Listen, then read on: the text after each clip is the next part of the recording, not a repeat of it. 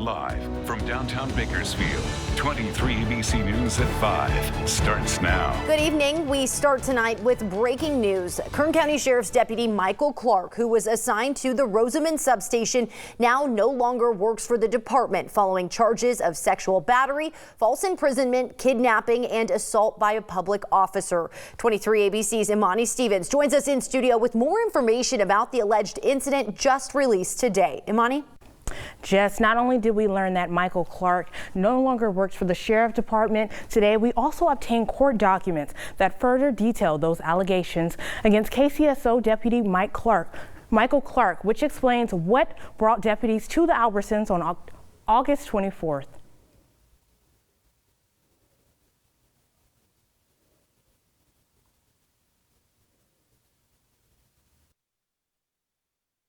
As we reported, according to these court documents, Deputy Clark offered the victim a ride home from work in his KCSO patrol vehicle, which the victim accepted on August 24th.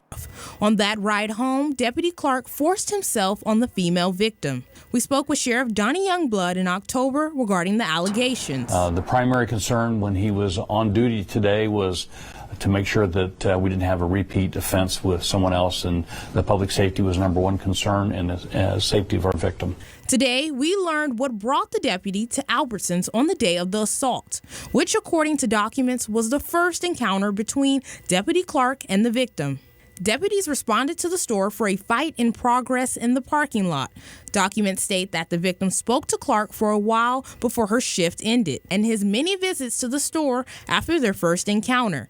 The victim states that Deputy Clark always came into her job while she was alone. Friday, we reached out to the Kern County Sheriff's Office, who have confirmed that the 2 additional staff members are still on administrative leave following the sexual assault allegations against Deputy Michael Clark. Officials did not release details on the other 2 staff members that are on leave or their involvement in the investigation.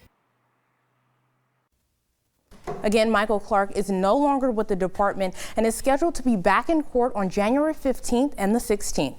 In studio, I'm Imani Stevens, 23 ABC, connecting you.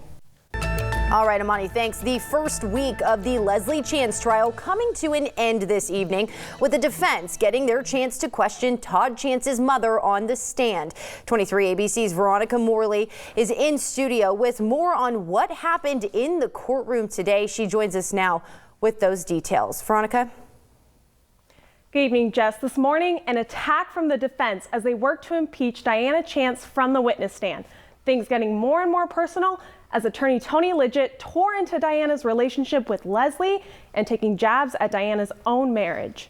Diana Chance, Todd's mother, testifying for the prosecution once again, saying that she was surprised and sad when she watched surveillance videos of the suspect and told Kern County detectives it was Leslie. The defense questioning the witness's motives, playing a recording of Diana's interview with Detective Brewer from August 29th, 2013. In the recording, Diana is heard telling Brewer that Leslie didn't take care of Todd and that the couple liked to spend money. The defense looking to discredit the witness's motives, going so far as to bring up problems in Diana's own marriage. Diana quickly testifying that had nothing to do with this trial.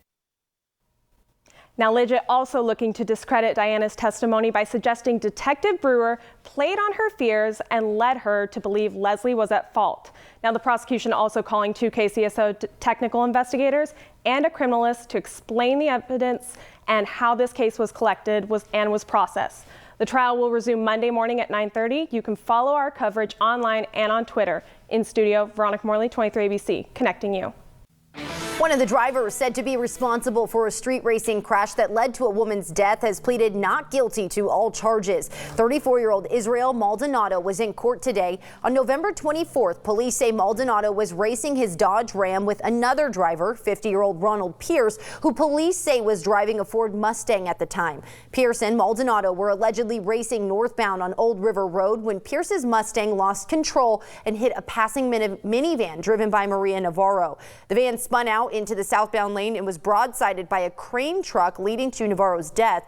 Maldonado pleaded not guilty to charges of vehicular manslaughter with gross negligence, reckless driving causing injury, and engaging in a speed contest. He is set to be back in court on Monday.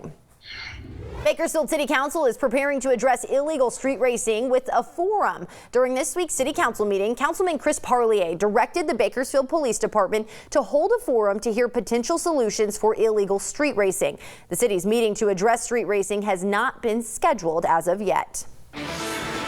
The Bakersfield Police Department needs your help in locating a man who went missing early this morning. 64-year-old Ramon Valdez Magana was last seen around 4 this morning on College Avenue near Mount Vernon Avenue. He's considered to be at risk due to a medical condition. Valdez Magana is described as a Hispanic man about 5 feet 8 inches tall, weighing 200 pounds. If you have any information on his whereabouts, you are asked to call BPD at 327-7111. After months of investigation and weeks of public hearings and partisan clashes, today the House Judiciary Committee passed 2 articles of impeachment against President Trump. Committee members voted along strict party lines, but President Trump says he's not worried. ABC's Inez de la Huerta has the latest from Washington. It was a speedy conclusion to a marathon impeachment hearing. Aye. Mr. Jeffries? Aye. The House Judiciary Committee voting along strict party lines, 23-17, on 2 articles of impeachment against President Trump, abuse of power and obstruction of Congress. The committee's Democratic majority arguing President Trump must be removed from office to protect the integrity of future elections. He betrayed the nation. He moved us toward corrupt elections, and he abused his power. But Republicans are slamming the move. I have never in my entire life seen such an unfair, rigged railroad job against the President of the United States. The vote makes Trump just the 4th president in U.S. history to face impeachment by the House. I got to see enough of it, and certainly I spoke to my people. It's a witch hunt, it's a sham, it's a hoax. Trump now looking ahead to an all but certain Senate impeachment trial, some advising him to stick to a shorter process so he can focus on other issues like his re-election campaign.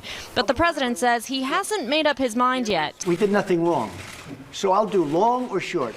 I've heard Mitch, I've heard Lindsey. I wouldn't mind a long process, because I'd like to see the whistleblower who's a fraud. Senate Majority Leader Mitch McConnell saying he is working in total coordination with the White House and telling Fox News there's a 0 chance the president obviously would be removed from office, and I'm hoping we'll have no defections at all. And Senate Democratic Leader Chuck Schumer responding that if there is a trial, every single senator will take an oath to render impartial justice.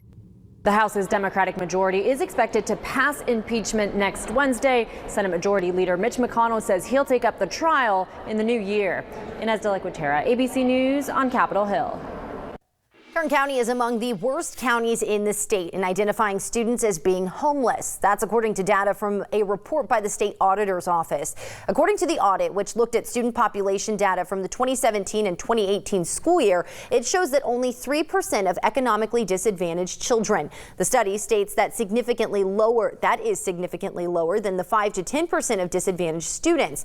Most other Valley counties also ranked toward the bottom, such as Fresno and Merced counties. Only 5 counties in the state ranked below Kern County. The study looked at California's education system for K through 12th grade. The city of Bakersfield adding 40 more beds to the mission at Kern County to help alleviate the homeless issues around the city. A groundbreaking ceremony for the expansion was held this morning. According to city officials, the expansion was unanimously approved by the Board of Zoning Adjustment on Tuesday and will begin in the next few weeks. The city said it has also contributed $1.1 million in homeless emergency aid program funds to help pay for the expansion. For a staff member at the mission and former homeless individual, the hope is to continue to help more and more people in need. God's given me a heart for the homeless because I used to be a homeless individual. So my heart is that I wouldn't see anybody on the street. So my goal for these 40 beds is that they would be full. My goal for this mission is we'd be at capacity every night, because that means we're helping as many people as we can help at that point. Officials say this expansion will provide the facility a total of 324 beds. Well, tonight you and your family can check out Christmas lights in Southwest Bakersfield and stop by a popular December diner raising money for a good cause. That's because Dustin's Diner is officially open for business tonight, and that's where we find 23 ABC's meteorologist Allison Gargaro. Hey, Allison. Hey Jess, well yes, if you like chocolate chip cookies, sugar cookies, hot chocolate, hot apple cider, Christmas lights, and even fake snow, then I got the perfect place for you to head out to tonight. Again, it's the first night of Dustin's Diner. This will be open until the 23rd, so they are open from 6 to 9 on Friday and Saturday nights, and every other night of the week open until 8 p.m. So you guys, it is just going to be such a great event tonight. So still not open till 6, but you can see they have this awesome menu with that hot chocolate apple cider, and all of the proceeds are going to the Bakersfield Homeless Center. So again, you pay that $1 for your cookie. That is all going back to the community. So they have the music going, Christmas carols. I know everybody is getting in the holiday spirit, even have some kids that are running around really excited to see all of the lights tonight. But it is going to be really not too bad of an evening, not too chilly out right now, but we are going to be seeing an increase in clouds ahead of our next system that moves in. So you can see